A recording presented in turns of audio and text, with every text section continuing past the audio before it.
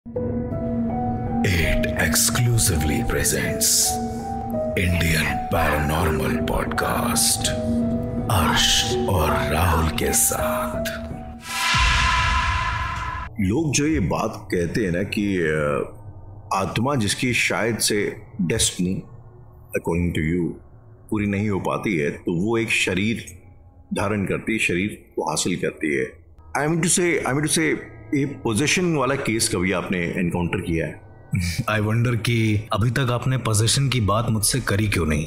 जब हम बात पैरानॉर्मल की करते हैं तो सबसे पहला ध्यान हमारे दिमाग में यही आता है कि किसी भूत ने किसी शरीर को पकड़ लिया। Is it so? हाँ, बट मेरे पूछने का मतलब वही था कि जो पोजीशन की लोग बात करते हैं, भूत प्रेतों की बात करते हैं, बात ये करते हैं किसी आत्मा ने किसी शरीर को पकड़ लिया, जकड़ लिया, फिर इवेंचुअली हालात ऐसे हो गए कि आप जैसे एक्सपर्ट को बुला के एग्जॉर्सिज्म करना पड़ा। तो किसी अगर ऐसे कोई एक ऐसा केस अगर आप बता पाएं और इजी अंडरस्टैंडिंग।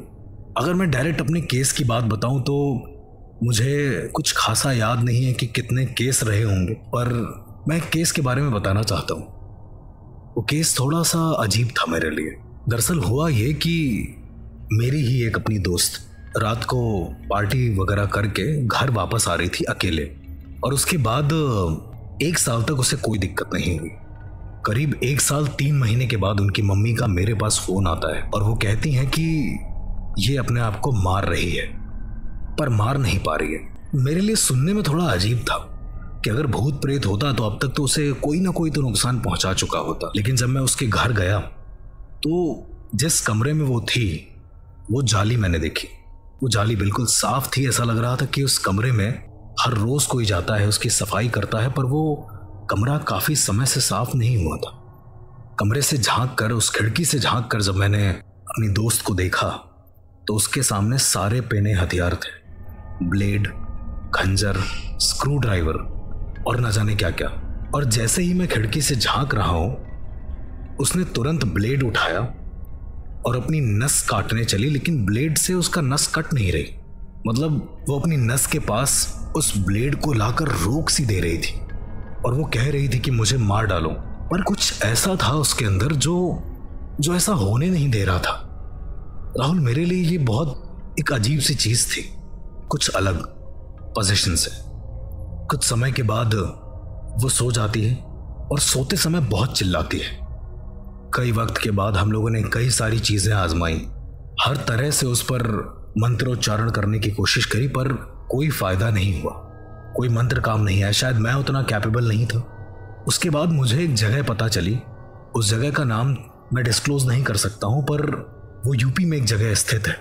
अपनी दोस्त को बेहोश करके मैं, उसकी मम्मी, उसकी बहन और मेरे साथ जो मेरे एक पर्सन थे सीनियर, हम सब उस जगह पर चले गए।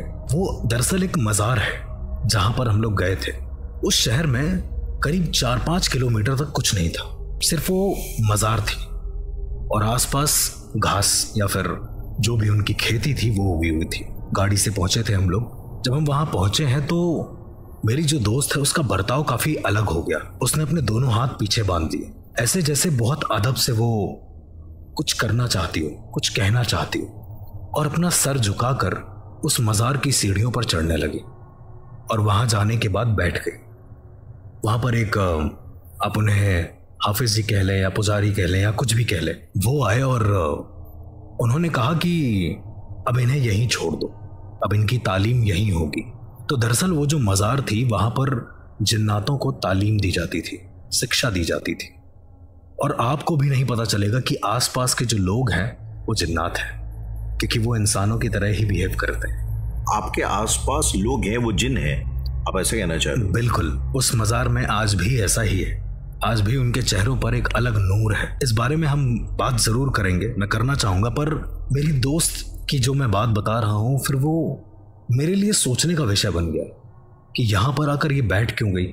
उसके बाद हाफिज जी ने मुझसे कहा कि आज से करीब 1 साल और कुछ महीने पहले, उनको एग्जैक्ट डेट भी याद थी, उन्होंने कहा कि आज से 1 साल 3 महीने पहले शुक्रवार की रात को वो दिल्ली में एक रोड से आ रही थी और उसने शराब की एक बोतल बगल में झाड़ी में फेंकी थी। मैंने कहा कि हो सकता है, तो आम सी बात है कि अगर कोई निकल रहा है, कोई भी ड्रिंक पी रहा है अगर वो, तो उसने फेंक दिया है। पर हाफिज जी ने कहा कि उसे देख कर फेंकना चाहिए। उसने जहां पर फेंका था वो जगह एक जिन की कब्र थी और वो सीधा जाकर उसकी कब्र से टकराई और उसकी कब्र यानी कि उसका जो घर था वो खराब हो गया, ऐसा उनका कहना था। पर मेन पार्ट ये था कि जब वो ठीक हो गई, एक दिन हम रुके वहां पे, जब वो ठीक हो गई हम वापस आने लगे। उसकी बहन ने बोला कि चलो दीदी अब सब कुछ ठीक हो गया। हम वापस आ गए बड़े खुशी खुशी। 3 महीने बाद उनकी मम्मी का फिर से मेरे पास कॉल आता है और उनकी मम्मी कहती है कि मेरी जो दोस्त है उसकी बहन को वही दिक्कत हो रही है जो उसकी बहन को हो रही थी। थोड़ा सा शॉकिंग था मेरे लिए, लेकिन वापस जब मैं उस जगह पर गया, उस मज़ार पर गया, तो उस गांव में एंटर करने से पहले बोर्ड पर लिखा हुआ था कि यहाँ पर जिन्नात बसर करते हैं। वापस लौटते समय या ठीक होकर वापस लौटते समय ये मत कहना कि चलो चलते हैं, जो कि उसकी बहन ने कहा था कि चलो चलते हैं, तो वो जिन्नात उसके साथ हो गया। ओके। तो ये एक पोजीशन था जो मैंने देखा, जो बहुत ही यूनिक और बहुत ही अलग पोजीशन था। ऐसा शायद आपने भी बहुत कम सुना होगा। मैं तो ये सब चीज़ सुन भी शायद आप ही के साथ रहूँगा। हर्ष, पहली चीज़ तो मैं उम्मीद करता हूँ कि आपकी दोस्त अभी ठीक हो गई। जी जी बिल्कुल बिल्कुल, वो बहुत अच्छी है। दूसरी चीज़, यहाँ से 2-3 सवाल मेरे जहन में आ रहे हैं। तो चलिए पहला सवाल मैं इससे शुरुआत करूँगा। तो आपने बताया उसको पोजीशन हो गया था जिन का, फिर ऐसी केसेस में आप जैसे पैरानॉर्मल एक्सपर्ट्स को बुलाया जाता है और आप लोग एक प्रोसेस करते हैं जिसे हम आम भाषा में एग्जॉर्सिज्म के नाम से जानते हैं। अर्श, थोड़ा सा अगर आप एग्जॉर्सिज्म के बारे में बात कर सके, मतलब जो मेरी अभी तक की अंडरस्टैंडिंग है एक आत्मा की, वो अपने काम करवाना चाहती है जिस वजह से वो किसी के शरीर में आती है, तो क्या सिंपली आप उसका काम कर दो और वो आत्मा चली जाएगी, या फिर it's more complicated than that? Exorcism की जो प्रोसेस होती है वो paranormal is paranormal because it is paranormal, there is no normal, right? तो हम इसे आम भाषा के हिसाब से सोचेंगे ही नहीं। जैसे पिछले केस में मैंने आपको बताया कि उसने अनजाने में ये गलती करी कि जिन की कब्र पर वो बोतल फेंक दी, अनजाने में, फिर भी उसको पोजीशन हुआ। बहुत सारे केस आपने ऐसे भी सुने होंगे कि जानबूझकर गलती करी तो पोजीशन हो गया। बहुत सारे केस आपने ऐसे भी सुने होंगे जहां पर किसी ने किसी के लिए कुछ कर दिया तो पोजीशन हो गया। तो पोजीशन होने के लिए या पोजीशन के तरीके एक नहीं लाखों तरीके हैं। डिपेंड करता है कि वो इंसान की विल पावर क्या है, उस इंसान की अपनी चेतना क्या है, अपनी क्षमता क्या है सोचने और समझने की। तो मतलब आप कह रहे हैं हर्ष कि हम अपनी विल पावर की मदद से अपने आप को शायद इस जैसी चीजों से बचा भी सकते हैं? बिल्कुल बचा सकते हैं, क्योंकि आप एक साधु को देखें ना, आप एक साधु को देखें या एक ऐसे इंसान को देखें जो ध्यान करता है। मेरा ये कहने का मतलब है कि अगर आप एकाग्र हैं, अगर आप अपनी विल पावर को मजबूत करें हैं, यानी कि आप एकाग्रचित हैं, यानी कि आप कॉन्सेंट्रेट हैं चीजों को लेकर, राइट? आपका concentration level is very good. जाहिर सी बात है कि अगर आपको कोई खंजर मारने आ रहा है तो आप भांप जाएंगे उस चीज को और आप उससे बच जाएंगे। होगा वो तब भी आपके साथ। अगर कोई पोजीशन होना है, आपकी विल पावर मजबूत है, तो आप उससे बच सकते हैं, ये मेरा कहना है। इसमें अर्श, अगर मैं आपसे एक अजीब सा सवाल मेरे जहन में आ रहा है, I am asking you but it's okay अगर आप इसका जवाब ना देना चाहें तो ये जो एथीस्ट होते हैं, लोग जो कि नास्तिक होते हैं, हाँ जी, अगर देखा जाए कायदे से तो वो उनका तो इन सब चीज़ों में कोई विश्वास भी नहीं है। बिल्कुल। तो अगर एक नास्तिक आदमी, एथीस्ट, किसी शमशान के ऐसे एरिया में जाता है और वो टोटली इर्रेवरेंट है वहाँ के माहौल से, तो क्या उसकी विल पावर उसको इस किस्म की चीज़ों से बचा ले जाएगी? राहुल, मेरा एक ये सीधा कहना है, जब भी कोई मुझसे ये बात कहता है, शायद आप आज 20वें-30वें पर्सन हो गए जो मुझसे ये बात कह रहे हो, टू बी वेरी ऑनेस्ट, लेकिन जब भी मुझसे कोई एक बात ये कहता है, मैं उससे सिर्फ एक ही सवाल कहता हूं जो मैं आपसे करने वाला हूं कि इंसान की पहली इमोशन क्या है? माँ का प्यार है थी? बिल्कुल नहीं। जब एक बच्चा पैदा होता है तो उसकी पहली इमोशन क्या होती है, उसे पहले क्या लगता है? साइंटिफिक रिसर्च के अनुसार मैं बताता हूं, मैं पैरानॉर्मल नहीं जा रहा हूं, मैं साइंटिफिक पे जा रहा हूं। साइंटिफिक रिसर्च के अनुसार ऐसा मानना है कि जब एक बच्चा पैदा होता है तो सबसे पहली इमोशन होती है डर, और कहा जाता है जो इंसान की सबसे पहली इमोशन होती है वो उसके साथ मरते दम तक रहती है। तो ये तो मैं बिल्कुल नहीं मानूंगा कि उस इंसान ने अगर इग्नोर किया है उस जगह को तो उसे डर नहीं लगा है। वो एक्सेप्ट नहीं कर रहा है वो बात अलग है। बात यहाँ एक्सेप्टेंस की है, क्योंकि डर तो इंसान का पहला इमोशन है, वो उसके शरीर से जा ही नहीं सकता। अगर एक एथीस्ट भी है, उसको हाथ में चोट लगती है तो उसको दर्द होता है, दोबारा कभी चाकू उसी जगह पर लगने वाला होता है तो उसे डर होता है। यही एक सीधा सीधा मेरा सिद्धांत है कि शायद जो एथीस्ट है, मैं उसके बारे में कोई बुराई नहीं कहूँगा, कि शायद जो एक एथीस्ट है वो आम इंसानों को आम नज़रिए से देख रहा है, लेकिन ऊर्जाएं भी हैं, ये वो नेग्लेक्ट कर रहा है, इग्नोर कर रहा है, ये वो नेग्लेक्ट कर रहा है। तो उस हिसाब से अगर देखें, वो कह रहा है कि ऊर्जाएं नहीं होती हैं, दैट मीन्स वो कह रहा है कि शमशान में ऐसा कुछ नहीं मुझे फील होता है। जी राइट जी। ऑन दी अदर हैंड वो कह रहा है कि दोबारा अगर चाकू मेरे हाथ पर लगा तो मुझे दर्द होगा और मुझे ये डर है, तो वो भी तो एनर्जीज के बेस पे ही काम कर रहा है। स्टैटिक एनर्जी, पोटेंशियल एनर्जी, वो भी तो एनर्जीज के बेस पे ही बोल रहा है। तो क्या ऐसा पॉसिबल नहीं है कि वो एक एनर्जीज को इग्नोर करके दूसरी एनर्जी पे ज्यादा कॉन्सेंट्रेट कर रहा है, इसलिए वो एथिस्ट है? Once again you know, to a person who is as sceptic as I am, कि अगर आप थोड़ा मुझे ना समझा सकेंगे एक्सोर्सिज्म क्या बेसिकली होता क्या है? सी, अगर सही मायने में देखा जाए तो मैं भी कोई एग्जॉर्सिस्ट नहीं हूँ, मैं सिर्फ एक ऐसा इंसान हूँ, मैं खुद को ऐसा इंसान मानता हूँ जो ऊपर वाले से कनेक्टेड है, जो अगर किसी के लिए प्रेयर करता है, कुछ मांगता है तो वो हो जाता है। ये एक आशीर्वाद है गुरुओं का, ये एक दुआ है एक तरीके की। अगर आप एग्जॉर्सिज्म की प्रॉपर बात करते हैं, पोजेशन के बाद जब हमें मर्ज पता चल जाता है कि आखिरकार उस इंसान को दिक्कत क्या है, सबसे पहला पॉइंट तो यही होता है कि उसके बारे में पता लगाना कि एक्चुअल में क्या हुआ है। और जब हमें पता लग जाता है कि इस पर किसी आत्मा या प्रेतात्मा का साया है, तब हम हीलिंग का एक प्रोसेस करते हैं। इसे एग्जॉर्सिज्म का नाम ना देकर मैं मोस्टली हीलिंग ही बोलता हूँ। उसके पीछे का रीजन ये है कि एग्जॉर्सिज्म नाम के शब्द को बहुत ज्यादा एग्जैजरेट कर दिया गया है। आपको ऐसा नहीं लगता? नहीं, मुझे तो एग्जॉर्सिज्म अभी अपने आप में बहुत एग्जैजरेटेड चीज लगती है, लेकिन फिर हम केस सुनते हैं, लाइक से सपोज एग्जांपल के तौर पे एनाबेल का, बिल्कुल, या हम को पता लगती हैं कुछ जगहें जैसे मेहंदीपुर बालाजी है। जी जी। तो मतलब छक मार के आप मजबूर हो जाते हैं कि इन चीज़ों पे दिमाग लगाएंगे, इन सब जगहों की, इन चीज़ों की रियलिटी क्या है। सो फॉर दैट रीज़न मैं आपसे एक्सॉर्सिज्म के बारे में जानना चाहता था।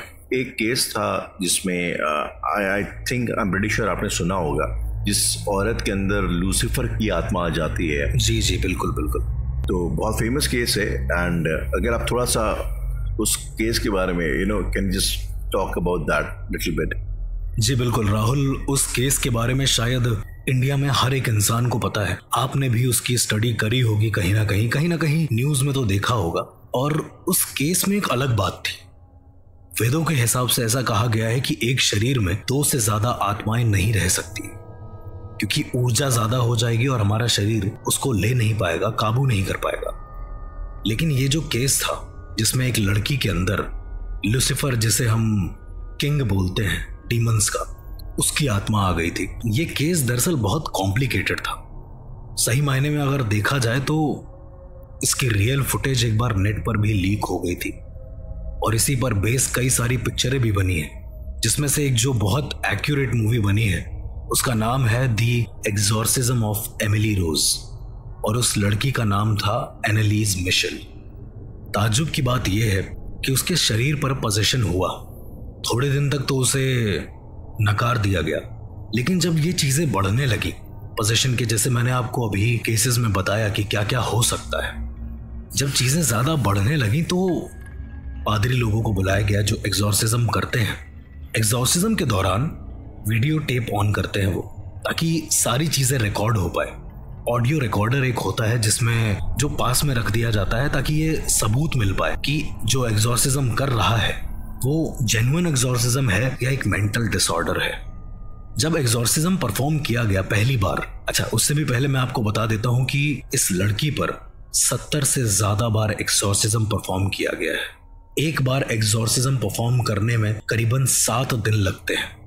तो अब आप अंदाजा लगा लीजिए कि कितने दिन इस पर एग्जॉर्सिज्म किया गया है। और जितने दिन भी एग्जॉर्सिज्म किया गया है, हर बार उसके अंदर से एक डिफरेंट लैंग्वेज में एक आवाज आती थी। कोई जिब्रिश बोल रहा है, कोई कोई हिब्रू लैंग्वेज बोल रहा है, कोई टर्किश बोल रहा है। और जब गौर करने पर पादरी ने नोटिस किया कि आखिर ये सब क्या है, तो रिकॉर्डर से सुनने में ये समझ में आया कि वो 7 अलग अलग तरह के डीमंस हैं। 7 अलग अलग तरीके के डीमंस हैं उस लड़की के अंदर। अब यहीं पर शायद आपका सवाल ये आ जाए कि एक शरीर में, अभी मैंने बोला कि 2 आत्माएं से ज्यादा नहीं रह सकता है। तो दरअसल होता ये था कि जब जब उस पर एग्जॉर्सिज्म होता था, वो चीज उस पर से चली जाती थी और एक दूसरी चीज उसके शरीर पर आ जाती थी। तो हर बार, जितनी बार भी एग्जॉर्सिज्म हुआ है, उतनी बार उसके शरीर पर एक नए तरीके के डीमन ने कब्जा किया।